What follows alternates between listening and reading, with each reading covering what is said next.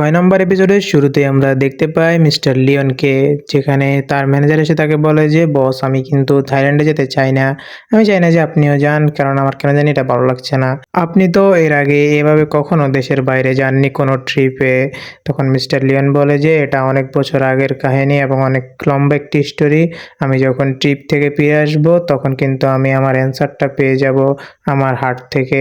তখন আর কিছু না বলে মিস্টার লিওন তার ম্যানেজারকে নিয়ে সেখান থেকে চলে যায়। এরপর আমরা অন্য দৃশ্যে দেখতে পাই যে অফিসে মিস্টার গুকে দেখানো হচ্ছে, যে কিনা মিস অপিলিয়া আসার পর তাকে একটি ফাইল ধরিয়ে দেয় এবং বলে যে এই ফাইলটি পুনরায় সবকিছু তৈরি করতে এবং সবকিছু চেক করার জন্য। তখন মিস অপিলিয়া একটু রাগান্বিত হয়ে যায়, কারণ এক ফাইল দুইবার কেন তাকে দিয়ে করানো হচ্ছে। এবং মিস অপিলিয়া আরও বলে যে, "তুমি আমার সাথে পার্সোনাল ইস্যু নিয়ে অফিসিয়ালি হার্ড ওয়ার্ক কেন দিবে?" এইসব নিয়ে তাদের মধ্যে অনেকক্ষণ কথাবার্তা চলে এবং একজন আরেকজনকে ব্লেম করে কথাবার্তা বলতে থাকে। এক পর্যায়ে মিস গু বলে যে, "তুমি দেখতে মিস্টার লিওনের এক্সের মতো, হয়তো তুমি এর সুবিধা নিচ্ছ এখন।" তখন সে মিস অপিলিয়া আরও কিছু কথা শুনিয়ে দিয়ে সেখান থেকে চলে যায় এবং বলে যে, "আজকের জন্য আমার কাজ শেষ, আজকের জন্য আমার অফিস অফ, আমি চলে যাচ্ছি।" তখন মিস অপিলিয়া বাইরে এলে দেখতে পায় যে অনেক বৃষ্টি হচ্ছে।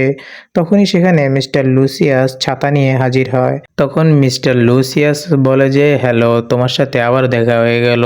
মিস অপিলিয়া একটু অবাকই হয়ে যায় এবং সে বলে যে, "তুমি সে না যাকে আমরা গেমিং জোনে টেডি পরা অবস্থায় পেয়েছিলাম?"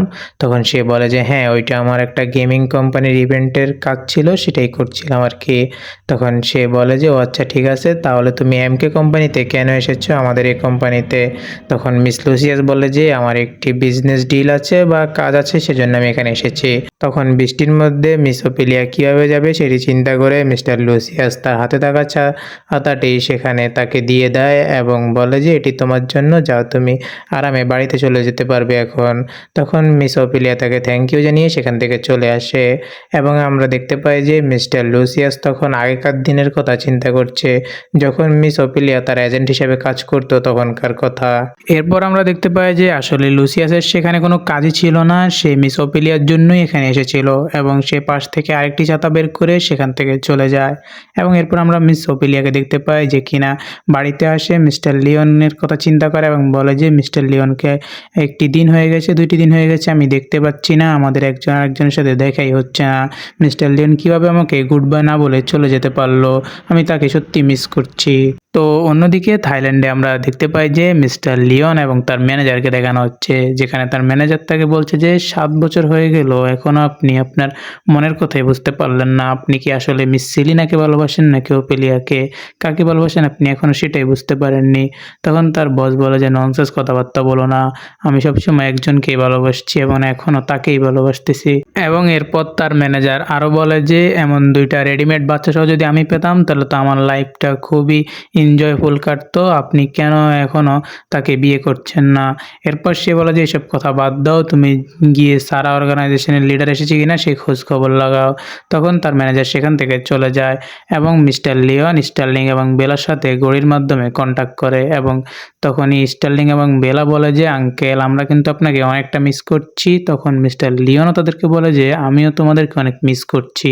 এরপর সেখানে স্টার্লিং এবং বেলা আরও বলে যে, "আঙ্কেল শিম, আমিও কিন্তু আপনাকে অনেক মিস করছে। আপনি যত তাড়াতাড়ি সম্ভব চলে আসেন, নইলে অন্য কেউ মাম্মিকে নিয়ে যাবে।"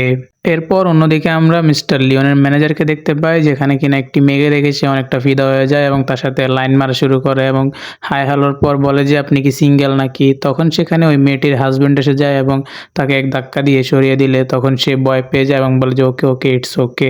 তখন সেখান থেকে চলে যায় এবং এর পরের দৃশ্যে আমরা দেখতে পাই যে মিস্টার লিওন একটি রেস্টুরেন্টে বসে আছে এবং সেখানে তার ম্যানেজার আসে এবং জিজ্ঞেস করে যে, "সারা অর্গানাইজের অনেকগুলো অ্যাসেট আছে এই চায়নার মধ্যে, কিন্তু সে আসলে কোথায় আছে সেটা খুঁজে পাওয়া অনেকটা মুশকিল।" এরপর মিস্টার লিওনের ঘড়িতে স্টার্লিং এবং বেলার একটি মেসেজ আসে এবং তারা বলে যে, "আঙ্কেল চি, আপনি তাড়াতাড়ি বাড়িতে কেন আসছেন না? মাম্মি কিন্তু আপনার জন্য অনেকটা রাগান্বিত হয়ে আছে এবং মিস করছে আপনাকে, তো আপনি তাড়াতাড়ি বাড়িতে আসেন।" এরপর মিস্টার লিওন আর বেশি কিছু না বলে তার ম্যানেজারকে বলে যে নেক্সট ফ্লাইট বুক করতে, সে এখনই বাড়ির উদ্দেশ্যে রওনা দেবে এবং তার ম্যানেজার বলে যে, "আমরা যে কাজের জন্য এসেছি সেটা তো আমাদের এখনও হলোই না।" তখন সে বলে যে, "আমরা নেক্সট বার আবার আসবো প্ল্যান করে, এখন চলো আমি বাড়িতেই যাব।" এরপর আমরা দেখতে পাই যে মিস্টার লিওন কিন্তু চায়না ব্যাক করে এবং থাইল্যান্ড থেকে ফিরেই কিন্তু সে মিস ওফেলিয়ার বাড়িতে আসে এবং এসে অনেকক্ষণ দরজায় বেল দিচ্ছিল এবং ফোন করছিল কিন্তু কেউ কোনো রেসপন্স দিচ্ছিল না। তখন সে আর তার ম্যানেজার অনেকক্ষণ বাইরে ওয়েট করতেছিল, অনেকটা প্যানিক নিচ্ছিল মাথার মধ্যে যে কেউ কোনো রেসপন্স দিচ্ছে না কেন। এরপর কিছুক্ষণ পর স্টার্লিং এবং বেলা দরজা খুলে বাইরে আসে এবং তারা বলে যে মাম্মি আমাদেরকে মানা করেছে আপনার সাথে কোনো কন্ট্যাক্ট করতে না এবং আপনি এলেও আমরা যাতে দরজা না খুলি এবং আপনার সাথে যাতে কোনো কথা না বলি, মাম্মি আমাদেরকে সবকিছুর জন্য মানা করে দিয়েছে।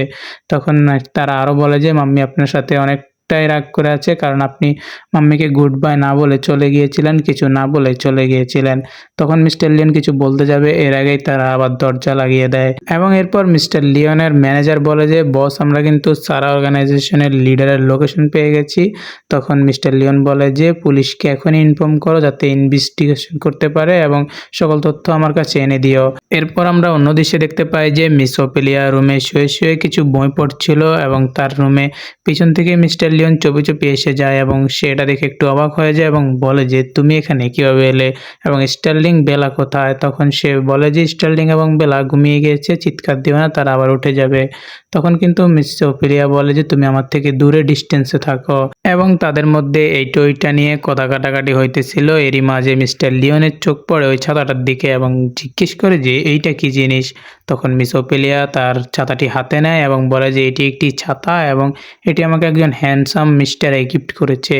তখন মিস্টার লিওন একটু সন্দেহ চোখে তাকায় এবং বলে যে এই কি সেই মিস্টার এক্স যে কিনা তোমাকে এইটা ওইটা গিফট করে মাঝে মাঝে। তখন মিস ওফেলিয়া একটু সুযোগ পায় আর তখনই সে বলে যে হ্যাঁ এইটাই মিস্টার এক্স, তুমি রাইট ধরেছ, এটাই মিস্টার এক্স আমাকে গিফট করেছে। সে তোমার থেকেও অনেক হ্যান্ডসাম, তোমার থেকে অনেক লম্বা। তখন মিস্টার লিওন জিজ্ঞেস করে যে কতটা লম্বা।